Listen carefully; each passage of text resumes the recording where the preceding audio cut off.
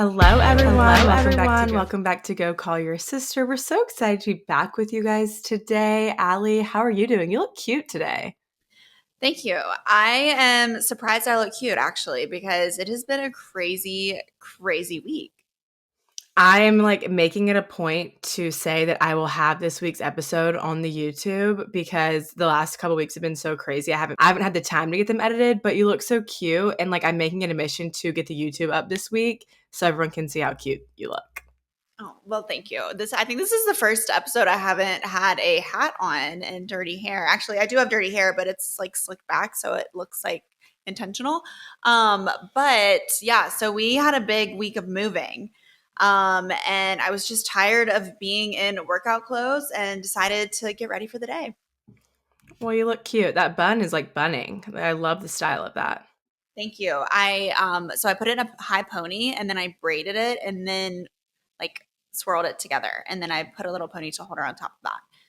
And I decided that it's my summer of sets and slicked back buns, and this set is from Amazon actually. I saw your Instagram story. You're like being such an influencer with your set and like your Amazon tag. Well, I wore this set last night to an event, and everyone was asking me for the link. So I was like, let me just post it. I actually Let do me want to just get. influence the people. I mean, if I'm going to tell everyone, I might as well like get a little kickback. But I do want to test out. The reason I posted it is because I wanted to test out this platform for Go Call Your Sister because I have some fun content ideas that we can do for the pod. So just doing a little testing. She's working even when she's having a day off, That's what we do. That is what we do. I wish I was having a day off, but I am actually not. I'm like having trouble speaking and I'm apologizing in advance because I got the most gnarly sunburn of my entire life. Like, I'm not someone to get like sunburn. Like, I just naturally get pretty tan. Like, all year long, and especially being in California. But Saturday, we went to the beach and it was one of those like full cloudy days that just completely fucks you because you think that the UV is like a 2 when in reality it was a 10. And I got one of the worst sunburns I've ever had in my entire life. Like I've had to sleep with like no clothing on the past 3 days because I'm just radiating heat. Like my body feels like a furnace and my face got so burnt that, like I can barely speak and like it's actually swollen. I took a nap after the beach and I woke up and my cheekbones were so burnt that they were like almost covering my eye holes. Like I literally almost couldn't see. That is so unlike you. I feel like you never get burned. That's crazy. I know. And like I would say pretty good about wearing sunscreen, like at least on my face. And Yeah. it was just such a cloudy, kind of like dreary day. I didn't even think about it.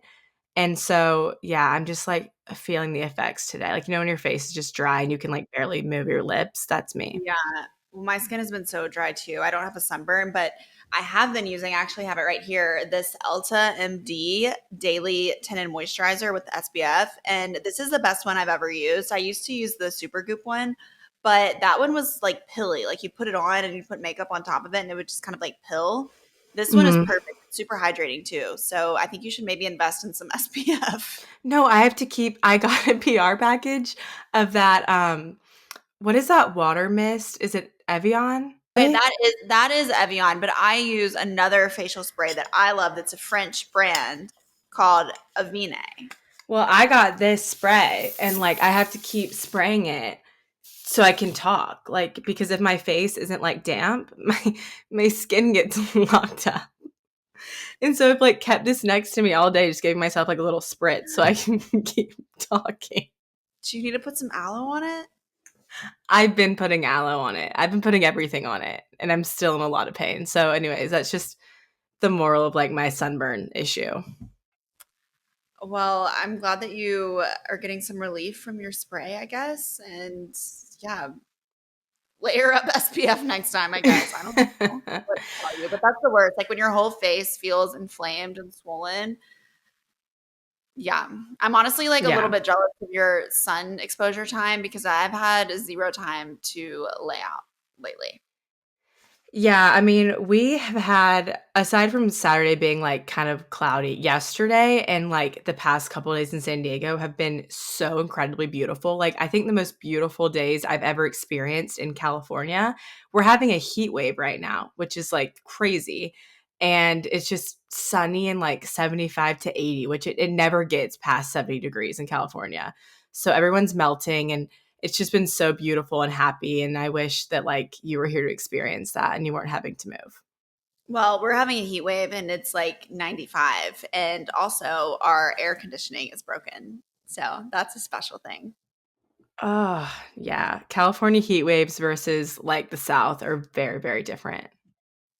Yeah, so we actually moved in during a heat wave. Well, first of all, I do want to say I'm feeling so much better than this time last week when we were recording. I was so sick still last week and finally miraculously started feeling better literally on Friday of last week. It was over a week and a half of being sick.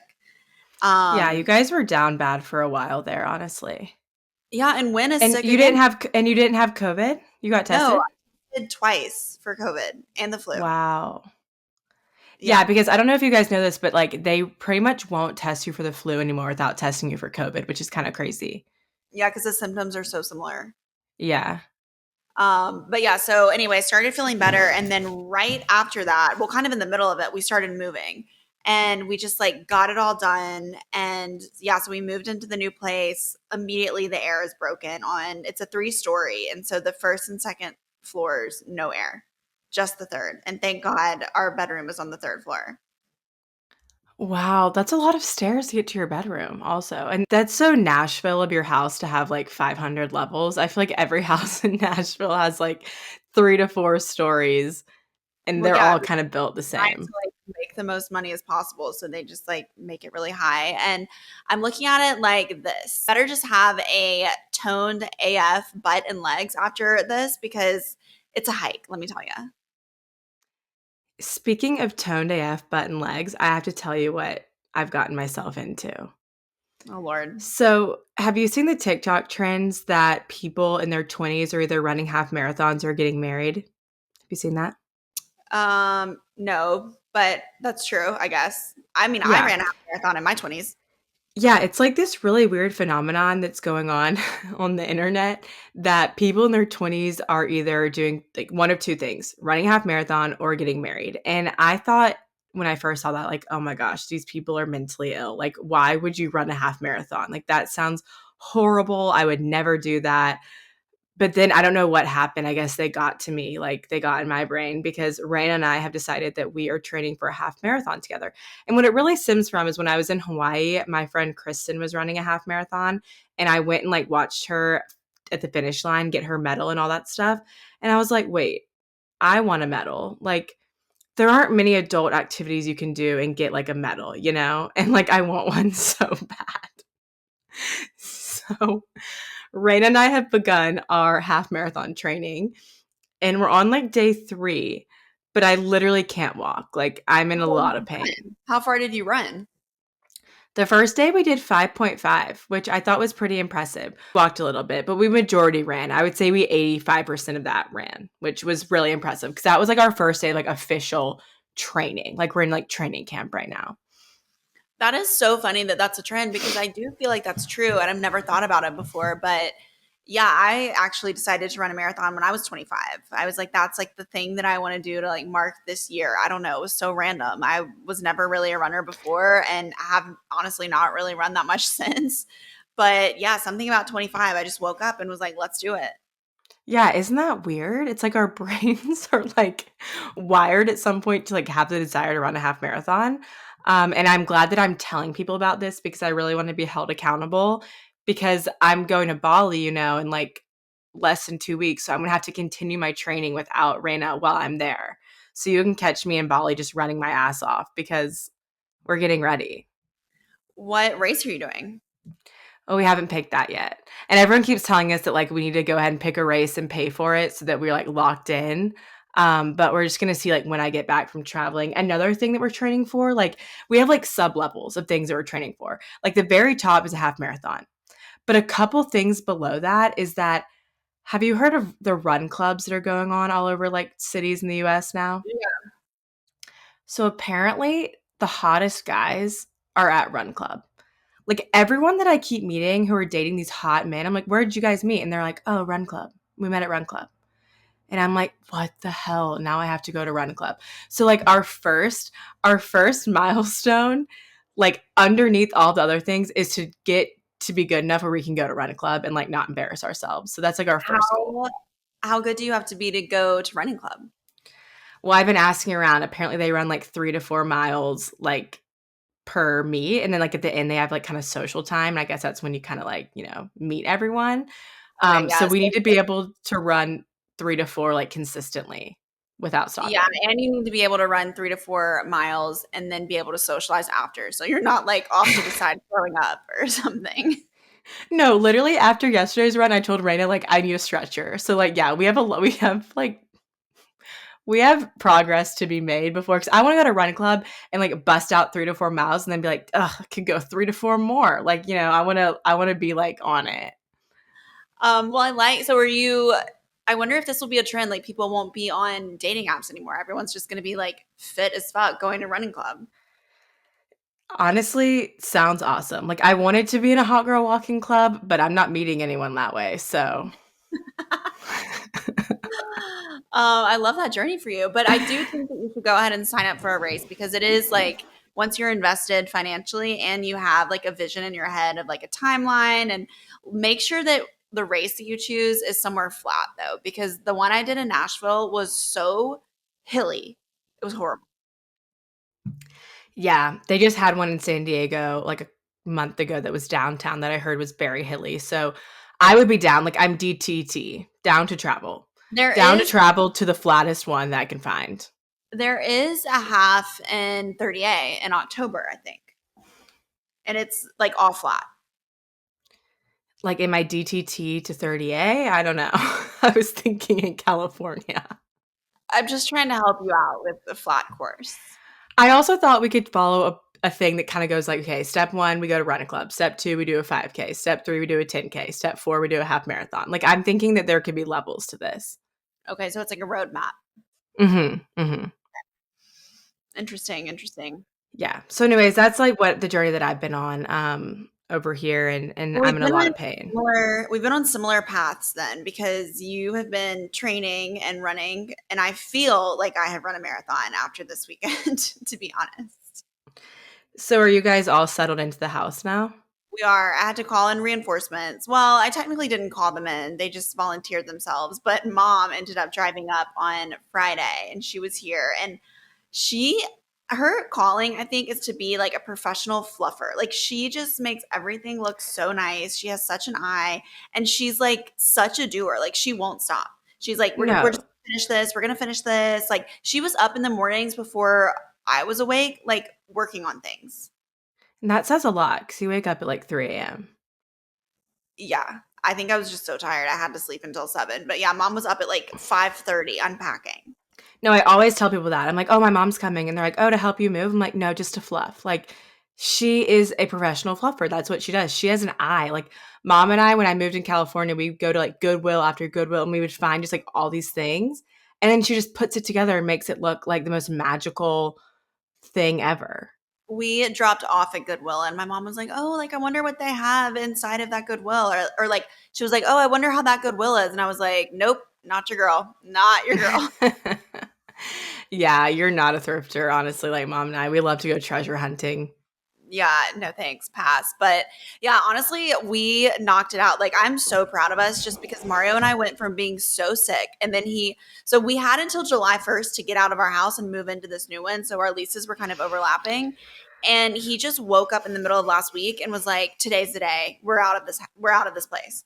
And he and his crew just started like moving everything out in one day. And then by the end of the day, had everything in our new house, which granted, it's only a mile away from our old house, like not even. So it is nice that it's, close by. So they did all the heavy lifting. And then mom and I swept through this weekend and did all the arranging and the decorating and like the little things that were still at the old house. So we are officially in the new place and I really love it. Like, I love the design. Honestly, the stairs don't bother me that much. I think it's a good workout, and I'm excited for you to see it. We actually have our guest bedroom like fully set up because our new our new master bedroom doesn't like the vibe is a lot darker and like moodier, and our old one was kind of like beachy and like light green, and it just didn't really match like the walls. So we're gonna get all new furniture for our room, but our guest room is set up and ready. So open to guests. Open to guest. I'm gonna have to make a trip to Nashville. I feel like I need to make a trip to Nashville soon, anyways, just for work things. So thanks for having my room set up. I'm really excited You're to welcome. inhabit soon. Yeah, we have two guest rooms set up, and our bedroom is a work in progress. But for the most part, the house is fully done. So I hate that Um, feeling of being like 1 foot in, 1 foot out of somewhere. Like last week, I just like one, I felt super shitty because I was sick, and then two, just kind of like being in between places just kind of made me so crazy. I'm like that as well. Like I want to get it done and like be done. Like I'm not like a slow mover, and I totally get that. Because there's people who I've lived with who like they've moved in over the course of like a month and a half, and I'm like one day in and out. That's the kind of mover that I am as well. And I did this move with like a broken foot. So, Yeah, honestly, like all the obstacles when we have to move, we talked about that, but like they don't make it easy for us. mm-mm. Oh, another room that I need to finish though is so I have another spare bedroom actually that is going to become my closet and makeup room, like a glam room. Mm. So I am on the hunt for a really good like vanity makeup table. I have like a freestanding clothing rack that's really big, so I'm gonna hang up all my things there and yeah, make it super girly. So I'm excited about that. Are you gonna start busting out some like get ready with me's in there? I don't know if I'm there yet. I don't know. I would like to see it. I would watch. I've been really bringing the content. You have, honestly. I'm like really proud of you. I Seriously, mean, I the mean that. reel, the Go Call Your Sister reel. Well, you know, you filmed it, but then I edited it and That posted is it. true. That's true. Hey, it's Um, teamwork. Teamwork. it is teamwork over here, like in everything that we do. But I'm feeling really good because I had a really good Sunday yesterday, like just because I couldn't go outside in the sun because my skin was burning off. So I had like a very productive day of like I went to church in the morning, I went to like an amazing breakfast, I deep cleaned my house. I did things to like prepare myself for Monday so that like my Monday wasn't as shitty as it could be. So I feel like Mhm. normally Mondays kind of kick me in the ass. And I've been just in like this I feel like I'm nesting right now because I'm getting ready to go to Bali. And so I'm just taking this time to be like very calm and like, working out, getting things done, like not overextending myself. And so I feel like I'm in a good headspace. But it is crazy because Bali is creeping up. Like I think we're less than 14 days away from I leaving, mean, the which is summer insane. is halfway over, which is just, it's been such a whirlwind. No, I know. And by the time I get back from Bali, it's going to be like basically not summer anymore, which is crazy. Yeah, I know. It's been going by so fast, which makes me sad, but I am really excited to be settled. Like you said, nesting a little bit.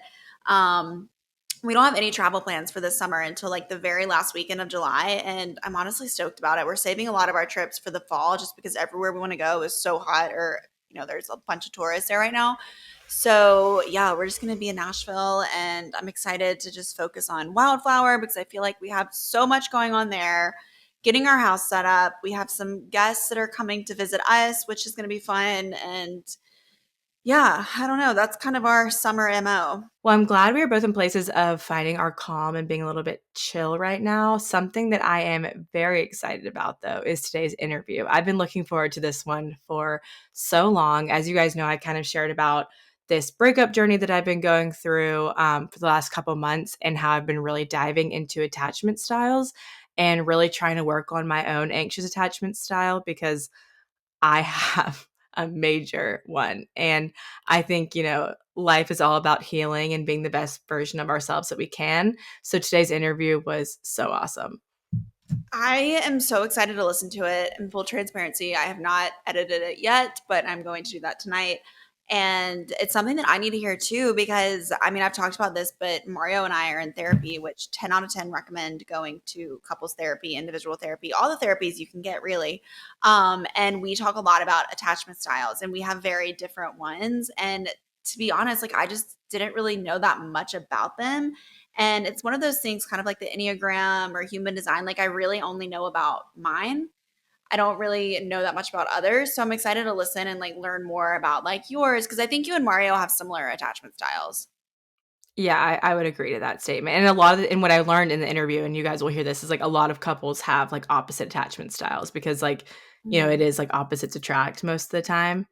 And so that's something that we talked about. But Sydney Lafleur is an attachment expert. She deals with attachment healing and emotional regulation. She is a coach. She works with clients one on one to help them heal, become their best selves, and hopefully have a secure attachment style when it's all said and done. She's also just such a great person. I kind of felt like she was like directly speaking to me. It was like she knew me the way she was talking about the attachment styles, which really solidified to me that I have a lot to work on. But I'm actually thinking about doing one on one coaching with her because I was just so inspired by all of her advice and the things that she had to say. So I learned a lot from this interview, and I think you're going to love it. Well, I'm excited to dive in. So let's go ahead and welcome Sydney to Go Call Your Sister.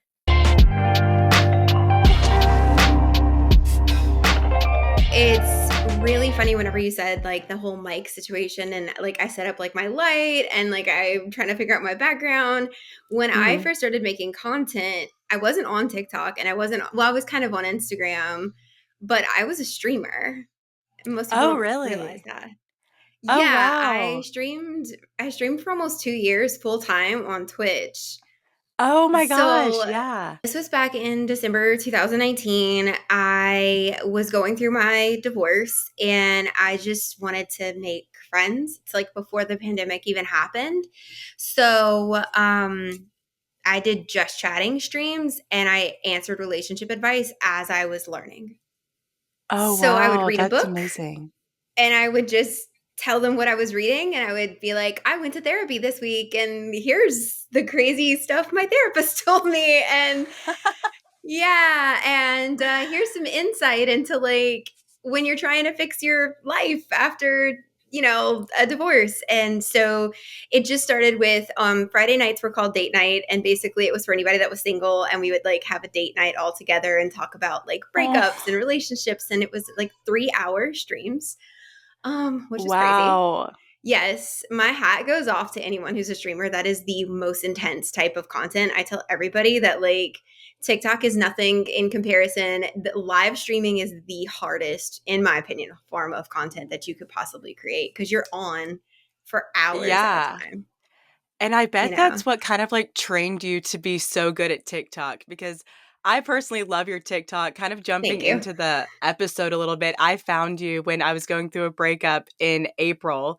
One of Hmm. your videos about avoidant attachment styles popped up on my For You page. And I was like, I love her videos. I love this account. And I feel like it's like this streaming background because I think you're really good at just like answering every question under the sun that people comment. Um, I'm also an educator. So my bachelor's degree is in education, and I do think that that had a lot to do with it because I was conditioned for I don't know, 10 years or so of my life to immediately be able to answer any question and to be really good at whatever content. I mean, first I was an elementary teacher and then I was a middle school math teacher. So like you can't not have the answer for your students. Wow. So that's really where, like, when I decided to really pick one area of relationships to study and to get really good at, number one, I chose something that is founded in childhood because I learned about attachment theory in my child development and educational psychology classes. And then, Hmm. second, I wanted to understand it very well because whenever you're asking someone a question, you want them to be able to give you as much answer, as much insight as possible. So yeah, that's kind of I know that, that's usually a question people have is like, how did you get into this? Well, I was an educator. I was a teacher. So Yeah. it's a very natural transition over just a different type of content. I absolutely love hearing people's stories of how they got from like point A to point B because it's never just like, oh, I set out to, educate about attachment styles. It's always like this whole long journey and you have personal experiences along the way and it leads you to where you are right now. Yes, absolutely. I went into education. I always loved school. I was definitely one of those kids that like sat in the library during recess, and I was such a bookworm and I loved my teachers. I feel like so many people have horror stories throughout like elementary, middle, and high school. And they're like, my teachers were terrible, or I didn't like, one of them was so mean. I'm like, I have at least a dozen teachers throughout my educational experience where I'm like, I love them so much. And some of them have passed away. And I'm like heartbroken because they Oh, were so important in my life. So I think I had a very unique experience in school, even in college. And it made me very appreciative of the role of an educator. And that's something that I've recently kind of talked about in my content is that, yes, your attachment style is created by your parents, but one of the reasons that it mattered so much to me was because my degree, my certifications when I was going to school to be a teacher was pre-K through fifth grade. That's mhm. when your attachment, kind of the programming of what your attachment style is going to look like, is happening. So, although I wasn't their parent, I was still having a giant impact on their sense of self and their sense of safety and having their needs met and learning how to set boundaries and to get along with their friends. And that was my responsibility for like 8 to 9 hours a day for 9.5 months, 10 months out of the school year. That's a huge responsibility. And yeah, I think that had a huge impact on, again, my interest in attachment theory and why I think it's so Yeah. important. Yeah, absolutely. I think that we need more educators who are aware of that. You're fundamentally building the attachment styles of today's youth. And I think that it's something crazy because I didn't even know about attachment styles. I lived 25 years on this earth without even knowing about it. And when I went through this last breakup, it was something that was kind of a buzzword on TikTok. You're hearing, Mhm. anxious, avoidant, all this stuff. But I had no idea about what attachment styles actually were. So could you tell us a little bit about what they are and the different types and just how to kind of identify which one you are? Absolutely. So, whenever you look at the research and you go all the way back to Mary Ainsworth and John Bowlby, they did the very first research and kind of experiments on attachment theory that got a lot of attention in the child psychology world and then also again in the educational psychology world. They did this experiment called the strange situation, where they had little kids that were toddlers and they were with their mother in a room with a researcher. The mom looks out. The baby is going to sense that their attachment to their mother, they're learning what's called object permanence, which means when something is not in front of them, it still exists. So these babies understood that my mom no longer is in this room and I don't know where she went. And she, depending on the age of the child, she may be gone forever. Like she's never coming back. She no longer exists in the world because I can't physically see her. And that's a very overwhelming and emotionally debilitating experience for a small child. When the mom returns back into the room, that's where you really get to assess what type of attachment that child had to their mother. If they come back to the mom, they greet her, they feel comforted by her, nurtured by her, and then they go back and they explore and play with the toys and they're fine. They have a pretty secure attachment. They're able to reconnect and they're able to receive that nurturing and then go back out and play with toys and interact. If they ignore the mother or if they're angry with her when she comes back and they don't want that reconnection, they tend to have a more avoidant attachment. They are upset for being abandoned and they push the source of their love, the source of their nurturing away. And for children who have an anxious attachment, they cling and they will not get back down and go play very easily. It takes a long time for them to begin to soothe themselves and for their mothers to even soothe them. And so that is much more of what we identify as an anxious attachment. They're very, very insecure about being abandoned, being left again. And those are the three main types. But in research, and it's covered even more in the book Attached by Rachel Heller and Amir Levine, you have a combination as we begin to become adults of avoidant and anxious attachment where they oscillate between pushing people away and then pulling people back in. And what I like to tell people is while I think that it's great to go take quizzes and to learn about yourself and to know which attachment style resonates with you right now, if you're really intentional with how you want to show up in your relationships, if you're really intentional about healing your own attachment wounds, then your attachment style will shift throughout your life. It can either happen through intention, like I said, or it naturally will shift because people kind of get burnt out with one way or possibly the other, and they will oscillate back and forth between being anxious and avoidant for the rest of their lives. And so, it just kind of depends. Do you want to do something about it and become more secure, or do you kind of want to oscillate between the insecure attachments? Absolutely. And I kind of love hearing that because it gives us hope that you Mhm. can change. It's not like you're, labeled this one at birth and it's just forever and ever. And that's something that I've really loved diving into just with like therapy. I've been doing a lot of workbooks with like shadow work lately about like my Mhm. childhood. And I was really able to identify like I grew up in a family with addiction was present. And I feel like it Mhm. made me create a super anxious attachment style because I was always kind of like, scared that people were going to leave me and like people were going to, go away or disappear, things like that. And so it's been really interesting as I've grown up and gone through adulthood and watched how like my family has started to heal that part of our journey and how that's kind of shifted my attachment style a little bit. So I do think it gives people hope because you're not locked in forever. You're not only going to be one thing. And our goal, I think, is to all be secure eventually. Absolutely. And I think that it's really great whenever that can happen in a family system and you can develop a sense of security with the other people in your life. What I will tell people is I feel like I have accepted a lot as I've continued to heal that most of it was going to happen by myself. Unfortunately, that isn't the way that I would have liked for it to be, but it doesn't mean that it's impossible, even if you have family and friends and even a partner who's unwilling.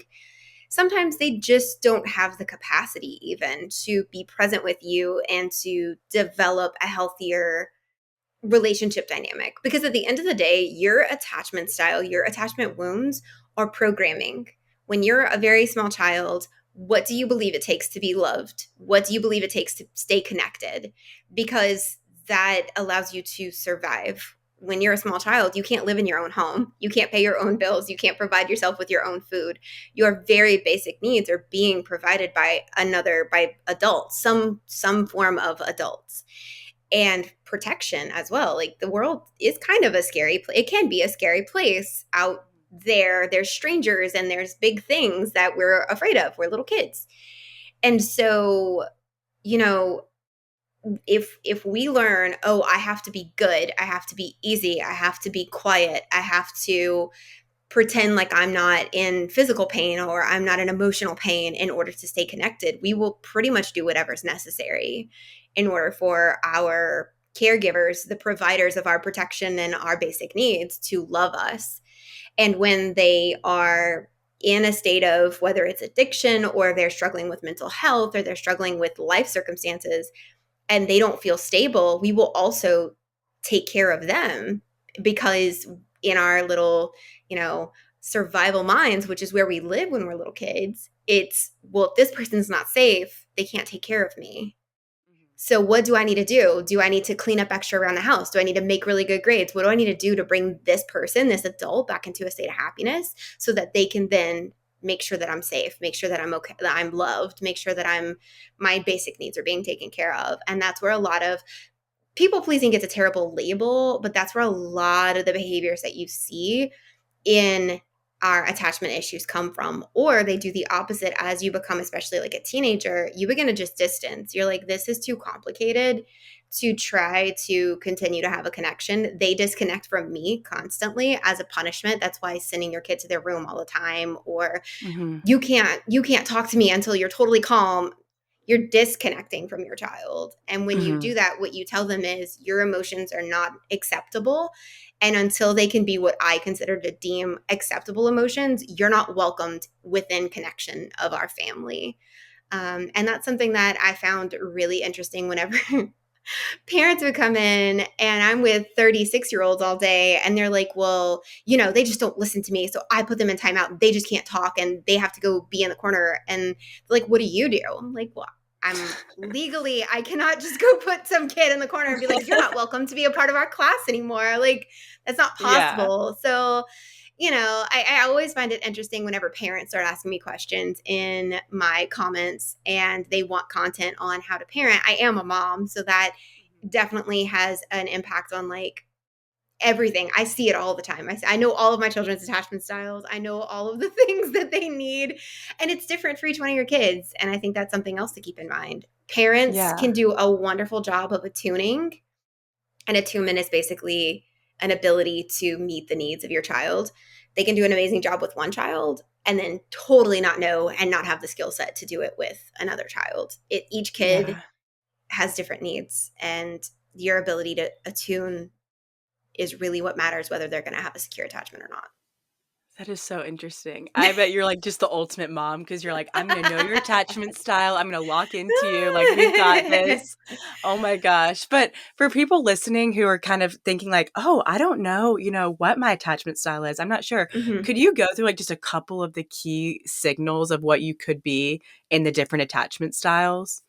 Absolutely. So, attachment is all about our ability to stay connected. So, whenever you have an anxious attachment style, it's kind of exactly how it sounds. And I think that's what helps people to identify a little bit easier with anxious attachment is because anxiety it's a very active feeling that we have in our bodies. Mm-hmm. And so anxious attachment fears rejection. They tend to be people who will pull someone back in if they feel like they are going to be abandoned. They will send lots of text messages sometimes, or they will bid a lot for connection to keep that connection. They need a lot of reassurance in order to feel safe and regulated. They are dependent, and I don't like the word codependency, and we can get into that later, but they are dependent on an external factor to help them to feel like they're safe. There's a lack of self confidence in their ability to protect themselves. And so that can make it very, very difficult out in the world. They also romanticize people. They can see the absolute best version of a friend or of a partner, and they just want to help that person get to that desired image. And that person, especially if they're like, "Oh, I really want to be a better version of myself."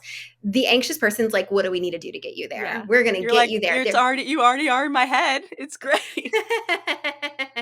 Right. You're all that's the version of you that I see every day. That's who Yeah. you are. And the other person's like, no, it's not who I am. You are not living in reality. I have so many flaws. And why do you think that I'm so wonderful? They're Yeah. very other focused. An anxious attachment is very other focused. And it goes back to those children who, what do I need to be? What do I need to do in order to be loved and to continue to have connection? They Mm-hmm. are very fearful of abandonment. I would say abandonment is their Mm-hmm. absolute top fear. And so they will contort, they will make themselves small and shrink in order to keep any quality of connection around, even if it's not a very healthy, not a very appropriate or fair or balanced connection. Yeah, And that's then, so me. I feel like you're yeah. just like listing off like my traits, and it's just crazy how much I identify with it. I will romanticize like anyone in my head, and then my friends, I'm talking to my friends, and I'm like, well, he's just so like this and that, and they're like, he's a very Mhm. average person. Like, That's right. you've Exactly. made him into this like amazing like fictional character. He's an average male, and I'm like, oh, Yes. you're right. Yes. Yes. And the thing that I will say is now having worked with so many people who have an avoidant attachment, that is a huge pressure to put on someone because they hear all of these ideas that you have about them. First of all, an avoidant attachment person who identifies as having an avoidant attachment has a distortedly negative view of themselves. So not only are they hearing you speak about them in an extremely positive light, but it's like you're failing to see the things that would be within like a realistic assessment of who they are, and they're on the total opposite end of the spectrum. So you're over here like everything's wonderful and great, and here's my I don't know, my falling in love goggles, and all my Yeah. filters are just rosy, and then they're like, all I see is the negative, and I am a horrible person, and one day you're going to realize how terrible I am, Mm-hmm. because that's how they feel about themselves. And Mm-hmm. so the dismissive avoidant is very self-focused. They're not necessarily selfish, but they're very self-critical. They are fearful of anyone coming in and trying to change their personality. They are fearful of anyone coming in too close, because anytime that they've allowed someone to be emotionally close to them, they've probably been hurt. So they have a lot of experience with disappointment and with broken promises. They withdraw whenever things begin to feel too serious. They withdraw also whenever they feel like there are commitments or expectations that, even if it's a reasonable expectation, they don't feel confident in their ability to give at that level or to show up at that level for this person. So they tend to Mm. have very surface level relationships, which don't allow you to have much fulfillment, because we're meant to have at least, a core group of people who we allow in very deeply emotionally. They have a very, very hard time with allowing anybody in that close. So Mhm. they're very, very independent. They can be very unresponsive. They will shut down in a disagreement, even if the disagreement is going well and you're trying to compromise and understand each other. Their tactic, their way of beginning to regulate themselves again, is to just completely shut down all communication. And that can be really frustrating, because what it does to the anxious is it spikes their sense of, I'm going to be abandoned. And for Mhm. the avoidant, it's, I'm just trying to protect myself and protect you from me, because I know Mhm. that I can be a destructive person and Mhm. I can be a really mean person at times, depending on the avoidant. So it's better for me to just say nothing than for me to like explode or get really, really angry with you. And Mhm. so that's more of the dismissive side of things.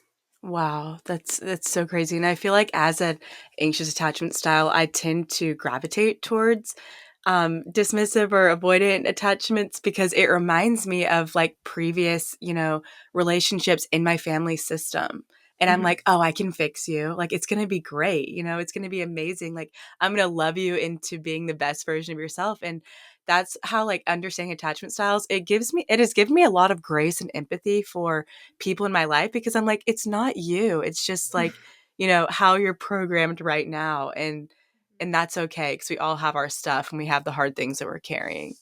Absolutely. And it, on both sides, on all sides of insecure attachment, comes from fear. Hmm.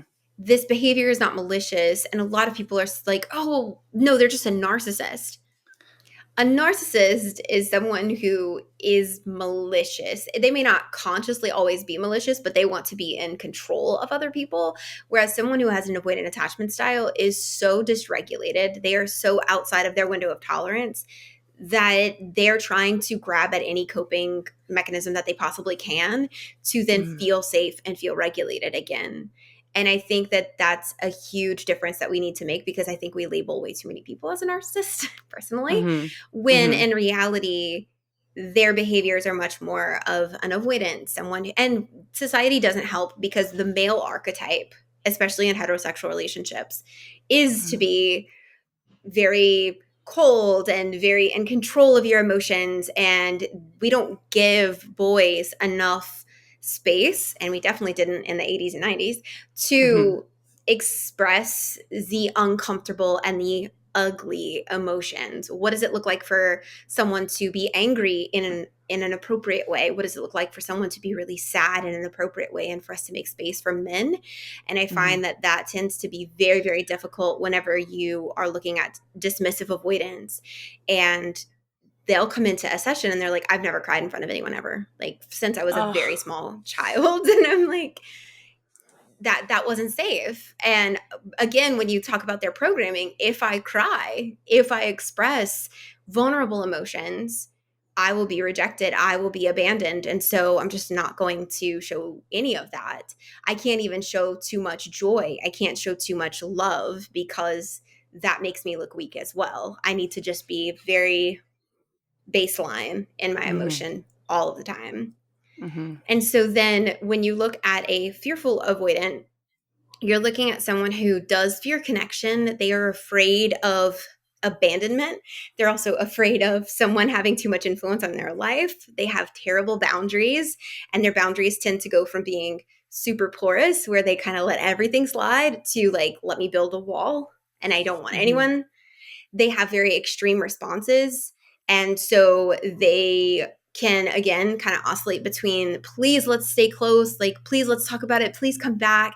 And you see a lot of cycles in relationships where, especially whenever you're dealing with a fearful avoidant, it's this very much push pull, and they're almost, I hate to use the word, they are very conditioned for a very tumultuous relationship. And it's the most difficult, I find, for a fearful avoidant or someone with a anxious avoidant attachment to be okay with just normal, like a very Mhm. like calm, safe, secure relationship. They have a very hard time because most of their relationships have been very chaotic usually. Mhm. So things kind of go up and down, hot and cold. I'm really, really close. I don't want you near me. And that's Yeah. difficult with someone who has a fearful attachment. Yeah, in a way that can kind of be addicting. I've been in relationships like that in the past where it's like so good, so bad, so good, so bad. And it's like kind of like a roller coaster. And then when like going forward in my adult life, being in more calm, stable relationships, I'm like, Hmm. wait, this is kind of weird. Why are we like, why am I not getting that up and down, up and down? So I feel like in a way that can be a little bit addicting. So it's like kind of like an adrenaline rush or a thrill. Yes. And I find that if a woman has an avoidant attachment, she tends to have a fearful attachment. Hmm.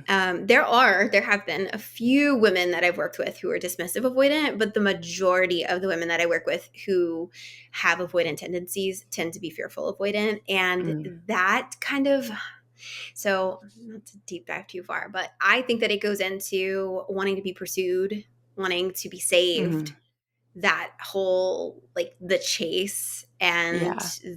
they're usually very successful women, and so they have plenty to offer. They're gorgeous and they have great careers, and the rest of their life is for the most part doing really well, and yet they have this need for the up and downs of the relationship because it's thrilling and it's basically a connection of this is what love should feel like. Love should feel Hmm. like this, like very much honeymoon phase, and we're going to Yeah. chase after each other and we have to keep proving that we're in love. It can't just be safe and we're just good. We're just safe and chill Yeah. and secure. So, the last attachment style is the secure attachment. And basically, this person feels confident in advocating for their own needs. They feel very confident in expressing their own boundaries. They're able to stay very emotionally regulated. They have a very, very wide window of tolerance. And so they can respond to problems in the relationship instead of going into reactivity mode. And so they're able to, I like to say that when we're working toward becoming secure, it's almost like someone's been throwing curveballs at you and you're just getting like hit every time.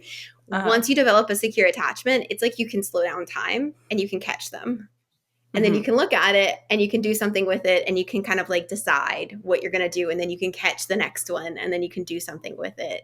And you're not getting beaten up by your relationships anymore. Yeah. That Um, sounds amazing. Like, this is what we're aiming for, guys. It's gonna be great. we're going to get there. They're Yeah. also able to hold emotional space appropriately in their relationships without taking on the responsibility or being overwhelmed by the responsibility of someone else's heavy or big emotions, because life is going to happen. Our partners and our even our friends and people in the world that we're going to connect to, they're going to have major life events where they need us, whether it's Mhm. positive, like they're going to have a baby or they're getting married or they lose a parent or something tragic happens in their life or they get in an accident. They're able to kind of decide, okay, I have this much energy that I can commit to this person that I love. I'm going to stay within a healthy realm.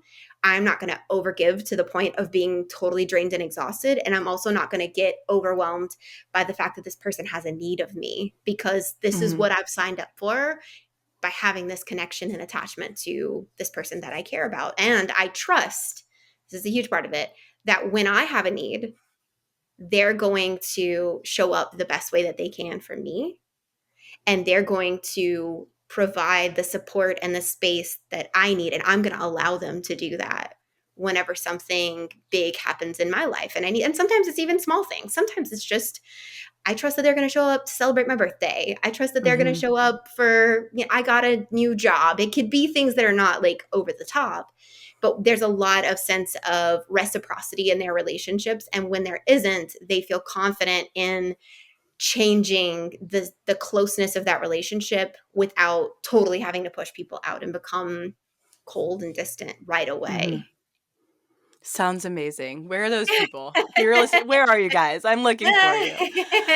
But but Hopefully, previous clients, fingers yeah, crossed. exactly. That's where they are. But people who, might be listening to this and they're finding themselves in a relationship that they want to be in and they want to make it work, but they are aware that they and their partner have different attachment styles. What are some Mhm. ways that you can deal with that in a relationship and kind of work on healing that together?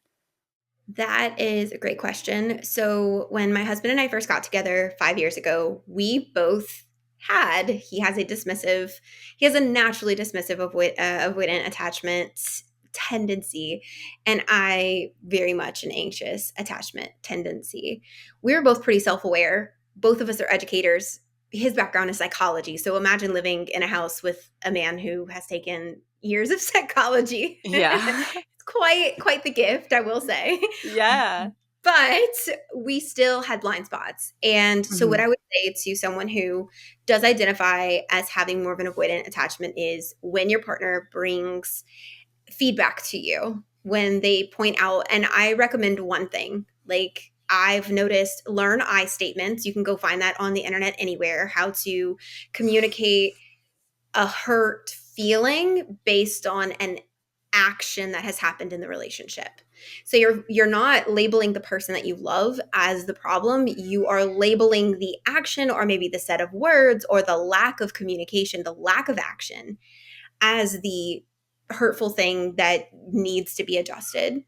Mhm. And then knowing what it is that you would like in the future is really important Mhm. as well. So for the person who's anxious, feel confident in saying, this is what I would like to happen in the future. And when the Mhm. avoidant is hearing that, when they're getting that feedback, there will be a natural feeling of, let me put my wall up. I don't want to hear Mhm. this. This is overwhelming. This is too much. Starting to self regulate and notice that you're going into that mode, and then reminding yourself, I trust this person. I respect this person. This is probably valid feedback. If I'm choosing to stay in this relationship with this person, I need to trust them enough that when they come to me with something, I at least should reflect on it. In this moment, I don't have to do anything to change, but I need to be open to the fact that I have room for growth. Mhm. And so I'm going to take this information and I'm going to reflect on it. And then I need at some point to give my partner some type of reflected response of how I feel about what they had to say, and Yeah. try to stay open and curious about that feedback instead of immediately defensive about it. I Because love no that matter what, word. I love it's the word curiosity because it's so true. We yes. talk about that in my family a lot. Like my mom and is always reminding us, stay curious, stay curious. And a big thing that we've been talking about lately is your first thought is not your final thought, and Mhm. just kind of taking that time to be like, oh, okay, because as an anxious person, you want to say one thing or avoidant, you want to say another, but just kind of holding that space to listen and be curious. Absolutely. Absolutely. I think that curiosity is very important. I think also the first response that you want to have to a situation, not only your first thought, but the first response that you want to have is probably not the one that is the best for you Hmm. if you have an insecure attachment. So I want to run away from this conversation. I want to defend myself. I want to attack that person's character. I want to go into, well, what about you and all of the issues that you have? Hmm. Okay, those are not appropriate ways to respond if someone is coming to you and sharing their vulnerable feelings. And all you have to say is, I hear you. This does feel kind of overwhelming.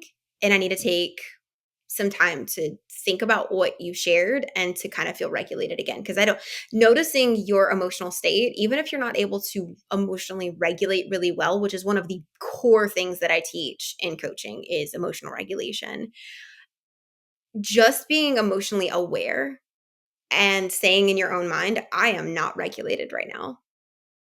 And when I'm not regulated, I'm making a promise to myself that I'm not going to take action, especially against someone that I love.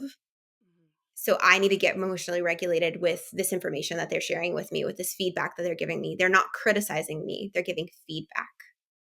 Okay. And then you take some time. The anxious person, on the other hand, has to accept that number one, your partner cannot provide all of the support and love and emotional needs that you have within just that relationship. You need to have a support system of people. You need to have friends that are just naturally a lot more emotionally available and not feel so much resentment that your partner doesn't have it right now. Because if they're committed to trying to have more emotional capacity, that's the best that they can do.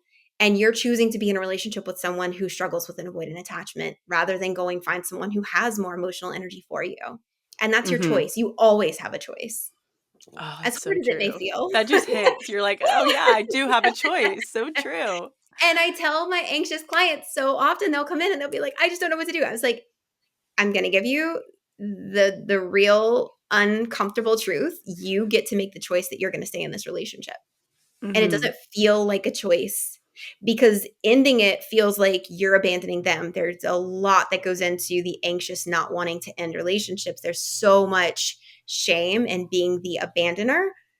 But Mhm. at the end of the day, if your needs are not being met within your relationship consistently and you're not seeing any improvement in their behaviors, you're not holding them accountable and you're actually hurting not only them, but you're hurting yourself. Because if an avoidant person is ever going to make change, they have to be held accountable. Shrinking Mhm. yourself down is not going to help anything.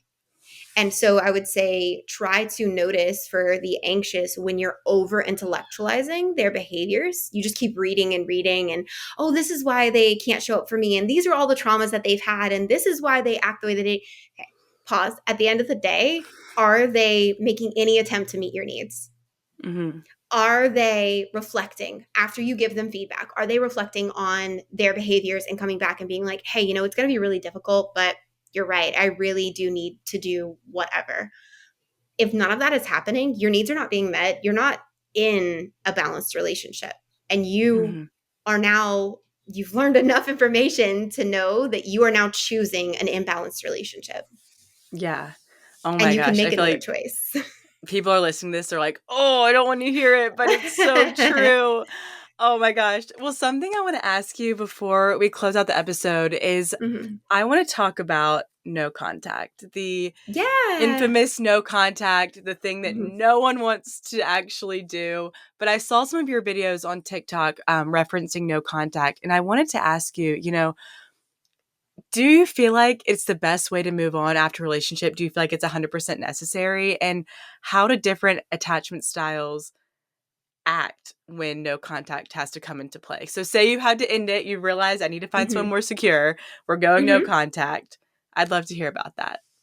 Okay. First and foremost, I love this topic because I think that no contact is something that everyone is so afraid of. Second of Hmm. all, funny enough, I actually am in the middle of creating something really, really cool on boundaries, low contact and no contact right now. So I have a wait list, you guys. Love. It's a workbook. It's going to be, it is going to be very robust. There's a lot in there about adjusting your relationships instead of going no contact. And what are good ways to kind of assess the relationship when you've gotten to the point where no contact is necessary, and for how long? Like, how do you set Mm-hmm. that up? What does that look like? Do you have to go no contact at the end of a relationship? Not necessarily, but I do think that the detachment process does require that you take a healthy level of distance, especially whenever you've had so much back and forth. Because for both people, there needs to be some time for reflection. And especially if you have an anxious attachment, you have self abandoned so much that the person who really needs you is what I call your inner you. You've abandoned Mm-hmm. them so many times that there is a huge disconnection between the external you who goes out in the world and tries to make everyone else happy and tries to make yourself small, and internal you who's been screaming into a void of like, please listen to me. You deserve to be treated well. You deserve for all of these needs to be met. This is a need in your life. This is an absolute. Why are you not listening? And you need to reconnect with that gut instinct. As long as you're getting outside reinforcement that those needs don't matter from someone who has an avoidant attachment, you're never reattaching to yourself. Mm-hmm. And so I think that that's what no contact can give you the space and capacity for. It's very, very difficult because we're so connected these days with social media and with our friends are able to then still be in their social media. So I actually give a lot of different things to consider when setting up the no contact so that mutual friends respect that no contact and so that you Mhm. can really truly take no contact, because 20 years ago you just stopped talking on the phone and you just didn't see Yeah. each other anymore, and it was very different. I mean, Today, the pain that you feel when your friend is like, "Look who I saw on Hinge," and you're like, "Why are you showing me that?" Like, "No, no, no," or like, "I saw them post this," and you're just like, but I think that it is important to really talk with the people in your circle, like, "Hey, guys, this is happening right now." Little to no information. If it's not life or death, I don't wanna hear about it. absolutely. And I do think that trying to set up no contact in a very non-dramatic way with that person Mhm, is what's best for both of you. So if you mhm, can have a phone call, have a video chat, have some type of, like, I don't know, I think voice notes actually through text is a wonderful way to communicate, and just say, this is what I need right now, this is why I need it, this is what it's going to look like, and this is for the period of time that I feel like I need, please respect it. And you're mhm, really just setting up a very strong boundary. mhm, You're no longer allowed within my space. I need complete. And there are sometimes little reasons why we will open up communication if something were to happen, or maybe if you're ending contact with your ex, but they have a parent that's really sick, and you're like, mhm, look, if something happens to your mom, I am okay with you reaching out to me. You can have those mhm. exceptions, but you have to be able to trust yourself with whatever you set in place, because it's not fair to the other person if you try to establish no contact and then you're breaking it for all kinds of, like, how are they Yeah. supposed to take you seriously if you're not taking yourself seriously? Absolutely, absolutely, and I think So, as someone with an anxious attachment style, the no contact, it really truly is, I mean, my worst fear. Like, when it has to happen, I'm like, I will do everything to prevent it. But when I kind of surrender to it, the first week, I'm like checking my phone all the time. I'm looking and I'm wondering, but then there just becomes this time. I think you talked about it, the breath of fresh air on your yeah, TikTok, where you're just like, just like a lull. wow, I like being by myself. I Mhm. like, being in my own company. Well, for the person who's anxious, they also tend to have hypervigilance, which means that they're constantly scanning not only their environment, but that person for, are they okay? Because they're other focused. And Mhm, when you're no longer other focused, well, you can focus on yourself again. mhm, So starting to check in with yourself and being like, how do I feel when I wake up in the morning? Do I automatically feel overwhelmed? Okay. Why? Well, probably because you're getting on social media, mhm, or you're immediately pumping your body with caffeine and sugar. Oh, I've been doing that for a long time now. Not only was I in a relationship that was consuming me, but the things that I was taking in, the media that I was taking in, the foods that I was taking in were also totally overactivating my body. I should probably do something about that. I should probably drink some mhm. water. I should probably get I should probably get healthier habits. Even if you want to be on your phone the first thing in the morning, there's a couple of apps that I really like. There's one that's called Impulse, and it's like brain games. So anxious Mhm, attachers like to solve problems. Find problems that are yours to actually solve. mhm. Stop trying to solve other people's problems. Oh my gosh, this is It's a amazing. gift to let them solve their own problem. It's their puzzle on their side of the table. They can go solve it. Stop trying to solve it for them just because you're really good at it. I feel like you know me. Like, I want to book a one-on-one session with you after this call because I'm just like, like, Thank do you. you know me really well? But, Sydney, thank you so much for just sharing with us Yeah. all of your insight. How can our listeners find you and connect with you and get on the wait list for, your new workbook coming out? Absolutely. So all of my original content is on TikTok. So it's Sydney Lafleur, and it says attachment expert on my TikTok. You can follow me there. If you don't have TikTok, I repost to Instagram, and I'm actually rebuilding my YouTube channel because I was making content years ago. So it's all just reposts from TikTok itself. Mhm, If you're interested in working with me, if you go into the links in my TikTok bio, you can either do a 30-minute session just to kind of check things out, or you can do a full hour session. And we really get into your specific. I don't do a full on coaching program where it's like 8 weeks and you're going to get exactly what everyone else does. It's very prescriptive to each individual person. I mhm, believe that I approach my coaching very similar to I did the way that I did tutoring. Where are Mm-hmm. you at? What do you need? What are your behaviors that you want to work on? How are you showing up in your relationship? I'm not as concerned with what your attachment style is. I'm concerned with the behaviors, the actions, the mindset that's really having an impact on your ability to attach. And so that's how you can apply for coaching, is through those links. And then also the workbook waitlist is available in the links as well. So you can sign up for updates. I'm hopeful that by the end of June, the workbook is going to be ready. I'm really proud of it. It's going to be over 50 pages of content and so much teaching, as well as activities that I walk you through that I do with my coaching clients. So I wanted Mm-hmm. something that was going to be accessible to anyone at a Mm-hmm. price point that makes sense for everybody, because boundaries are really the first area that we do a deep dive assessment, and we look at how you're handling that part of your relationships. Then we get into your ability to emotionally regulate, and then we start talking about like how do you rebuild your support system, and that's kind of how we round out coaching toward the end. Amazing. We will link Yeah. your Instagram, your TikTok, all of that in our show notes. And Sydney, I just can't thank you enough for taking the time to talk with me. I know that, you know, you've made such a difference in my journey just watching your videos. And I'm just so proud of you and how you're impacting other people in their journeys. And so just Thank thank you for you. taking the time to chat with us today. Chat with me. Absolutely. Yeah, it was wonderful. Thanks for having me. I appreciate it.